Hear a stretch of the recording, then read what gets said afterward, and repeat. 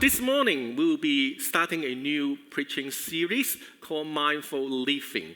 We'll be looking at wisdom in Christians living. Of course, when we talk about wisdom in the context of following Jesus, we always go to the book of Proverbs.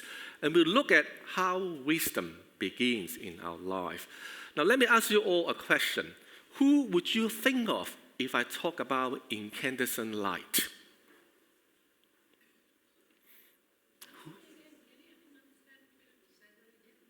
Who would you think of if I talk about incandescent light? Thomas Edison, that's right. Awesome. That's an old one, that's one. All right, very good, very good. Well, who would you think of when I talk about burns treatment in Perth? Fiona Stanley. Fiona Wood, sorry, Fiona Wood. Awesome. Who would you think of when I talk about the gift of Christmas? Jesus Christ, right? No one says Santa Claus, right? I might be in the wrong space to preach this morning if you say Santa Claus. That's right, Jesus Christ. How Proverbs start? Let's have a look. It starts by saying the Proverbs of Solomon, son of David, king of Israel. Why Solomon? Well, Solomon was young and he was a king. So he realized he is unskilled, but he's not afraid. He wanted to take up that work to be the king. And he asked God for wisdom because he knows he's lacking the skills and intelligence to do it. So he asked God, give him the wisdom. And he was granted with wisdom. And this is what God said to him. Well, Solomon asked God, give me the servant a discerning heart to govern your people so I can tell right and wrong. And the Lord was pleased and said to him, well, you didn't ask for wisdom to find you longevity, to give you wealth, but instead you asked for wisdom so he can serve him. And because of that, God gave him the wisdom. No one after him can compare to him. No one after him can have more wisdom than him. And from that point on, he becomes the primary reference for wisdom in the Hebrews. So when they talk about wisdom, he becomes the primary reference point, the wisest man in the ancient world that is known to the Hebrews for what he asked God for. So the question is, but what does it mean by wisdom in the Old Testament? What does it mean by wisdom? Is it just all about knowledge, or is it about something else? So when you look at the book of Exodus, it gives you some hints. What does it mean by wisdom in the world, in the Christian world? So this is what God said. I have chosen a Bezalel and filled him with the Spirit, the wisdom and understanding and knowledge and all kinds of skills to make designs for work in gold, silver, bronze, and do all kinds of crafts to make the tent of meeting, the ark of covenant, and all the furnishings, the table, and all the accessories that is required to worship Lord. So wisdom, obviously, is not just about knowledge in our head. It's about how to apply knowledge. It's about practical skills, expertise, moral understandings of God. So God gave him all the wisdom and skills to do what? To make things for him, to work for him, to serve him. That's what wisdom is about. In other words, wisdom is not just about our head knowing. It's about our being, also our doings through our hand. That's what wisdom is about in the Hebrews term. And it's about practical living skills that help you live well in your life. Now the question becomes, what does it mean by live well in your life? Everyone has a different definition. Now for the teenagers, live well in their life may mean maybe 1,000 followers in Instagram. For parents, live well in their eyes, maybe their kids leave home by the age between 25 to 30, for example. Now for your colleagues, in their eyes, live well may mean you move up the ladder a bit quicker or earlier.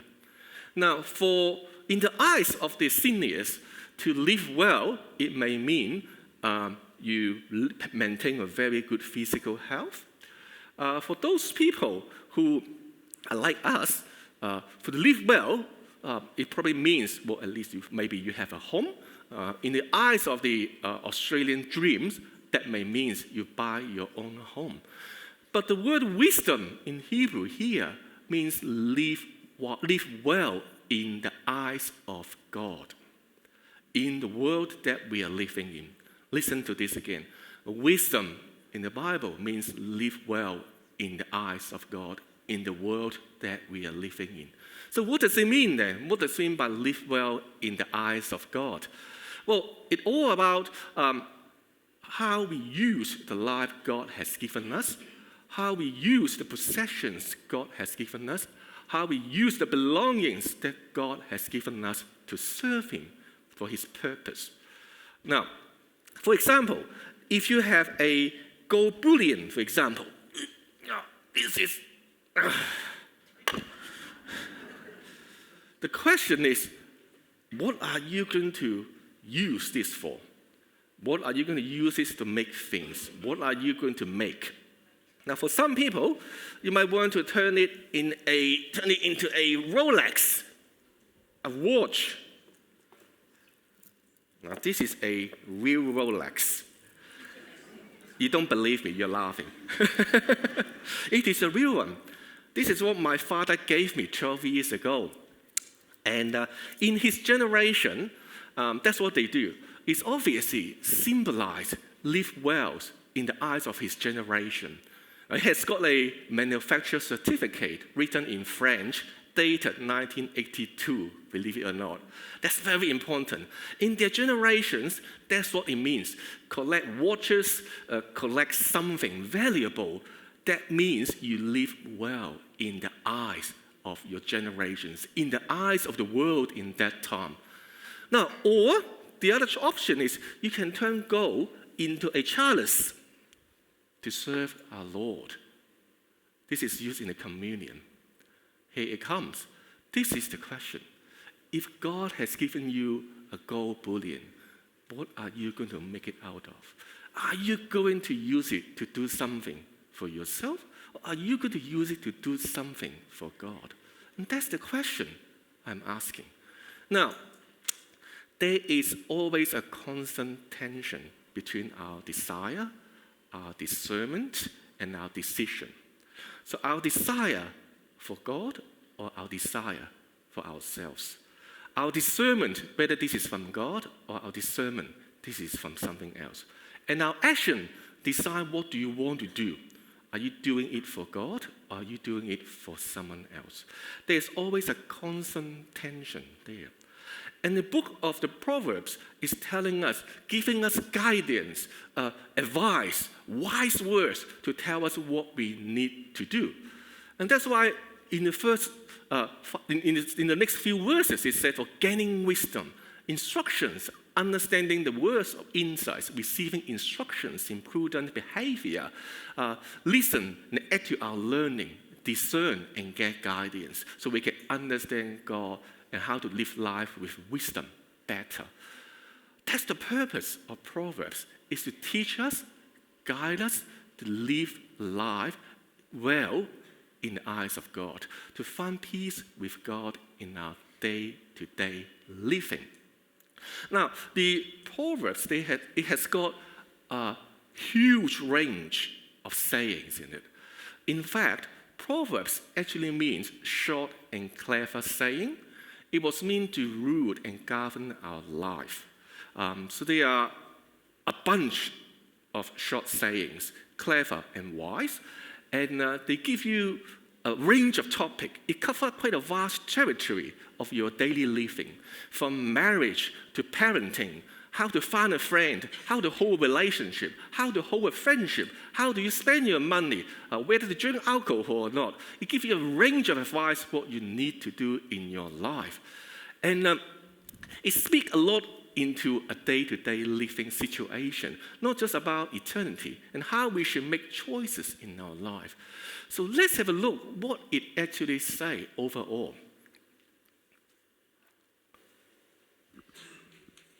Walk with the wise and become wise. Associate with fools and get in trouble. Hatred stirs up conflict, but love covers over all wrongs.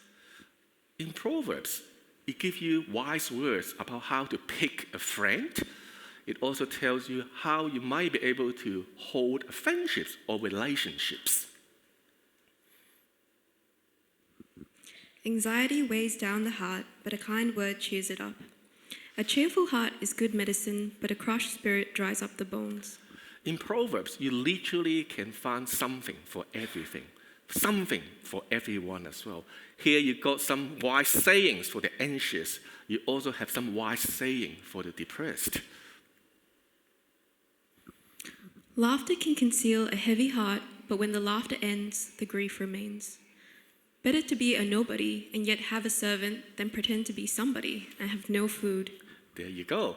Something for the seeming, something for the hiding. Bring a small serving of vegetables with love, better than serving a fattened calf with hatred. It's no good, says the buyer, then goes off and boasts about the purchase. Something for the vegan, something for the bargain hunter. Better to live on a corner of the roof than share a house with a cranky wife.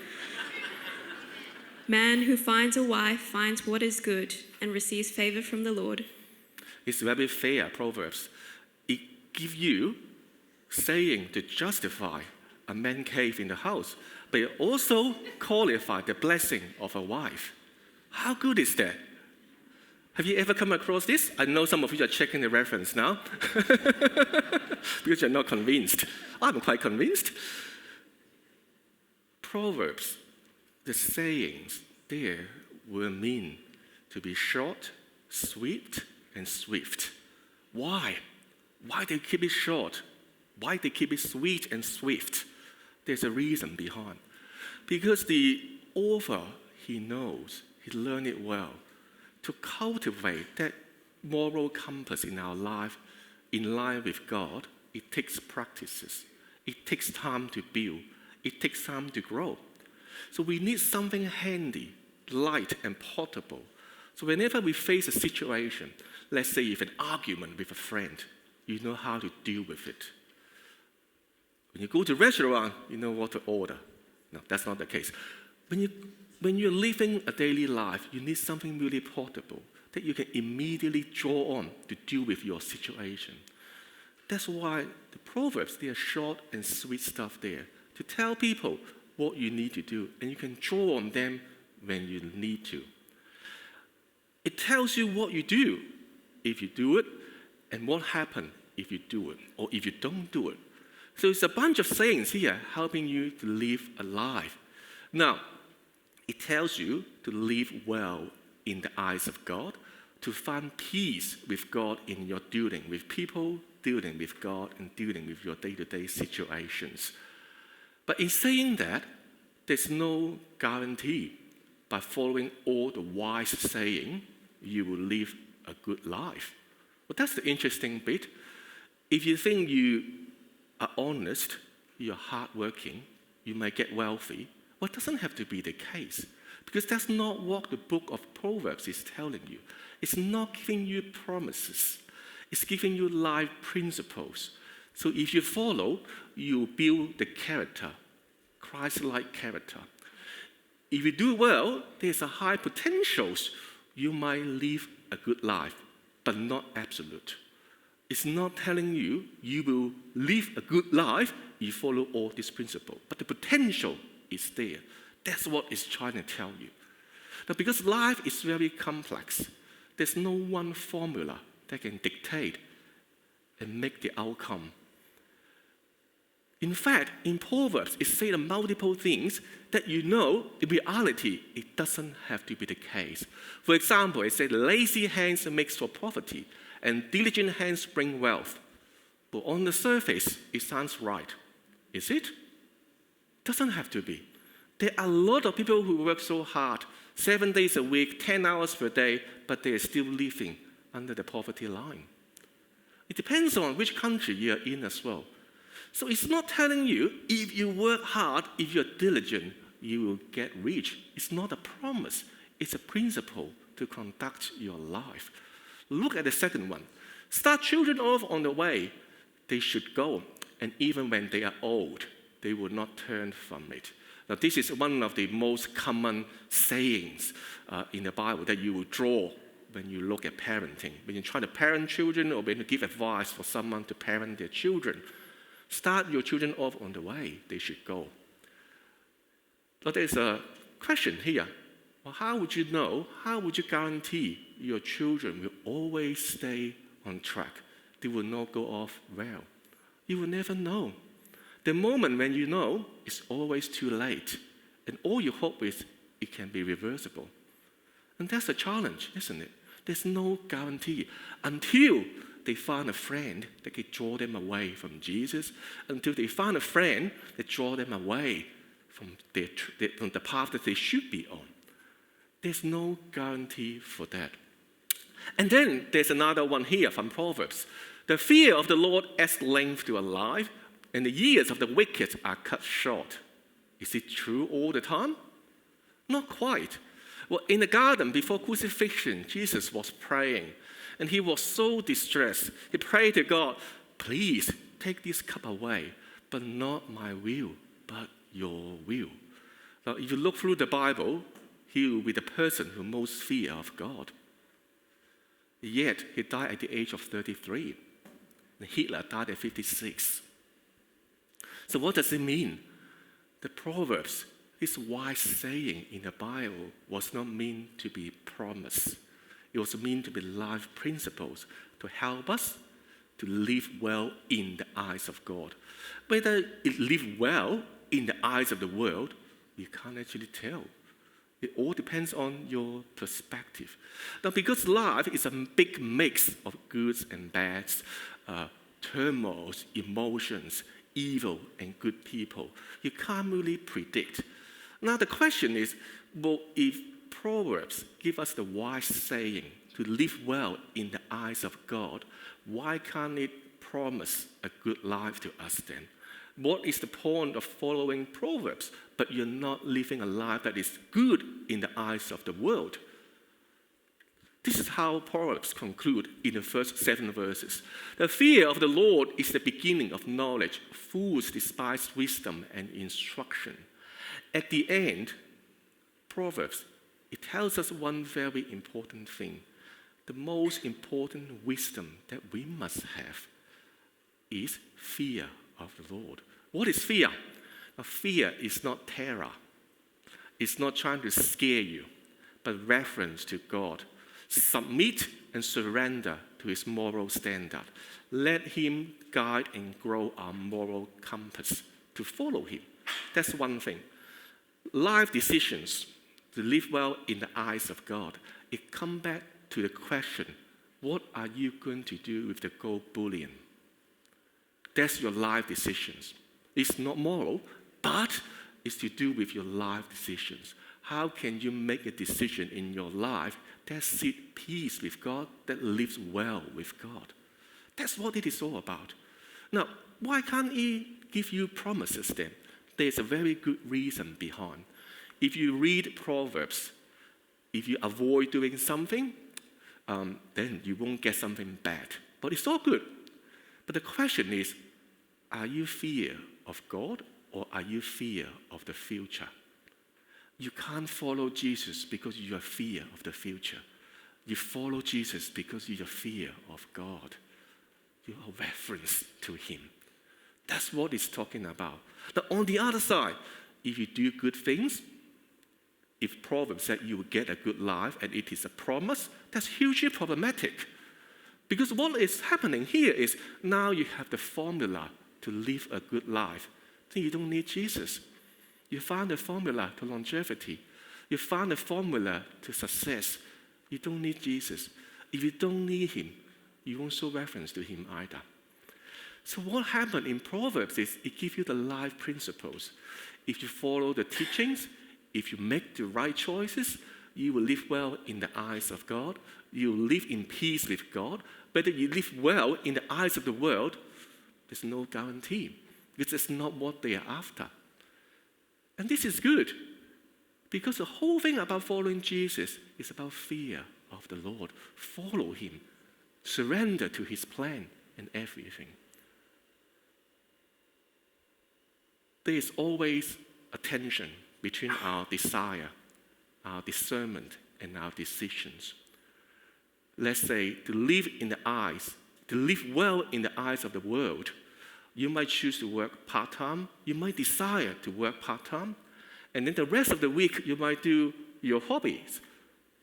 Now, to live in the eyes of God, to live well in the eyes of God, you may still desire to work part-time. But other than choosing to do your hobbies, you might choose to have the rest of your week to go to a Bible college to get equipped. Now, in the eyes of the world, you might desire to work part-time so you can spend some time doing your side hustle to generate more income. But to live well in the eyes of God, you might still desire to work part-time.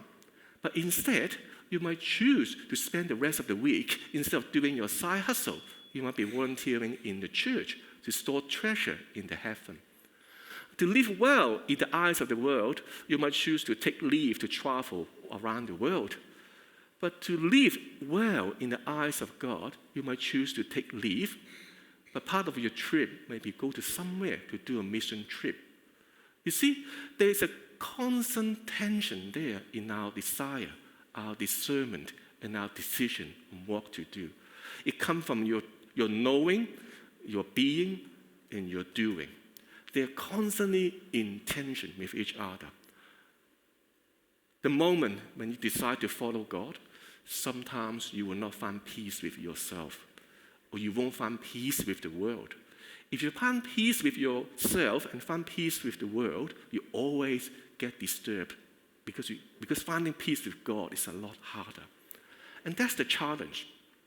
What is interesting is in the book of Proverbs, the first 9 chapters, believe it or not, it is prologue. The first 9 chapters is purely prologue of the book. And how did it conclude the prologue? In first chapter, it said, the fear of the Lord is the beginning of knowledge.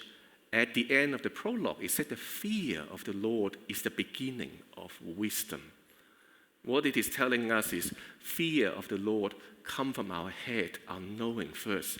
But it needs to make its way down to our heart, our being, and then to our doings through our hands. Wisdom is about practical living in the world. It's not just about talking, knowing, but it's about how you exercise your choices in your life. Not just about moral decision. Because of moral decisions, a lot of choices is very predictable. Very predictable. If you treat a friend well, there's a chance you can keep a good friendship. However, if you make life choices, let's say you choose to do this career, no one can guarantee whether it will turn out well. And these are the things you need to be fear of God, rely on him. And that's what Proverbs is about. It's not about promises. It's about following God's teaching, knowing that you will live well in the eyes of God, but not necessarily in the eyes of the world, because they're in constant tension. And I think that's what it means by fear of the Lord is the beginning of wisdom.